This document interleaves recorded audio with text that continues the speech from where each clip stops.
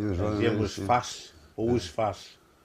Sometimes he was slow. You had to put a shot on Jim to get him moving. But when he, sometimes I remember the Armour champion Stoke. He caught Jim straight on the chin, and Jim stamped his foot. It was war then. You knew you'd got to have it. He flattened the Armour champion that night. I'll be honest. I mean, every fight that I had, there's always a certain amount of fear in it, because, you know, I mean, you want to win. The fear of losing was probably the hardest bit. You just didn't want to lose.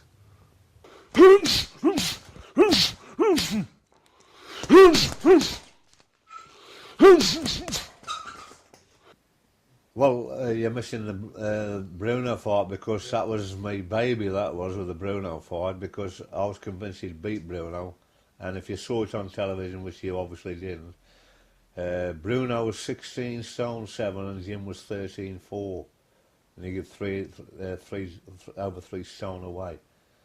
That's a lot of weight, and the way to beat Bruno, see, big guys, they don't like fighting fast.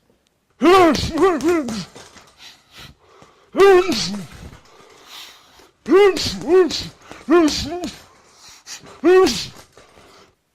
Bruno, at the end of the first round, he was really blowing hard. And second round, I broke my bloody heart, because I was convinced he'd win the ABA title that year. He got Jim in the corner, and he came out, and then this bloody heart was spurting out with blood. And I don't know how it happened, did you? It was as if he come up with an uppercut in the corner, because he got it clinched. I don't know what happened. There's a tiny cut on that. That's right, yeah. Couldn't see it when his eyes. And it was a Scottish referee. Yeah. You couldn't see it. As if he got something against us. You couldn't see the cut with his eye open. No. I'd never ever sustained a cut in boxing before in my life. That was the first time I'd ever been cut. Believe you me, but he shocked Bruno, didn't he? Bruno that night didn't win that fight. No way. But he got the decision. It was controversial, that one. Very controversial. I felt he was biased that night, yeah. Yeah, although Jim was Scottish, the referee was Scottish, I just felt he got something against us. It does happen. Oh, yeah. He knocked everybody out except Jim. Jim was the only man as an amateur that he never knocked out. In my opinion, amateur boxing, 80% is fitness. I'll pick the fit kid out every time if he can use a fist. He was a natural fighter, so all you got to do is make sure he went in fit. To get your fitness, it's road work. First and foremost, and it's got to be 5 times a week.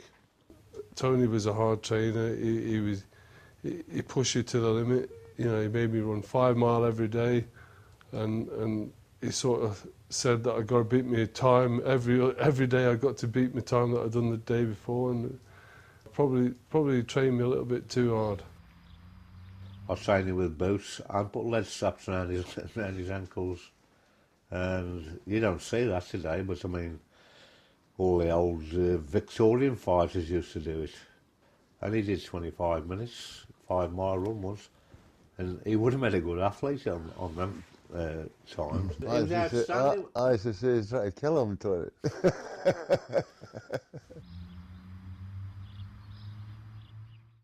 The hardest fight I'd ever had was when I went to Scotland to fight for the Scottish heavyweight title. Because I was Scottish, born in Scotland, Scotland asked me to represent the country, my country, like Scotland, you know, as an international boxer. And but I had to go up there and prove that I was the best in Scotland had. So obviously they wanted me to fight in the ABAs up there as first to fight for the Scottish heavyweight title. That was the same year as I fought Frank Bruno. And my opponent was actually the same weight as myself.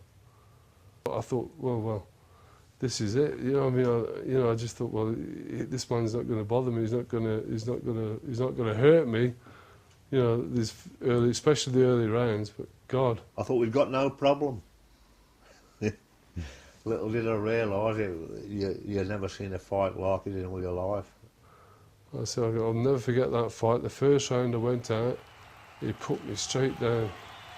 And he actually hit me hard. The lights did go out big style, and I just got up, and he just rushed in then to kind of sort of thinking that he was going to finish me off, like, but I just pulled the punch out and put him down. The second round, I couldn't believe it. He did the exact same thing. The second round, bang, he put me straight down. And God, I mean, he got up, I got up, then he was down, and that was how that fight. It went the distance, and I thought, I was absolutely. I mean, that was a fight.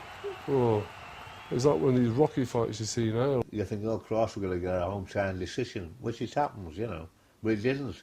They judged it fair and square.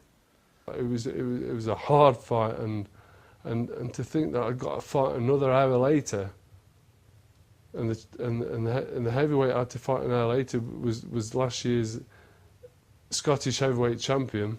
And in the final, he fought 3 times in one day. In the final, he fought 17 stone Porterfield. for a guy called Porterfield,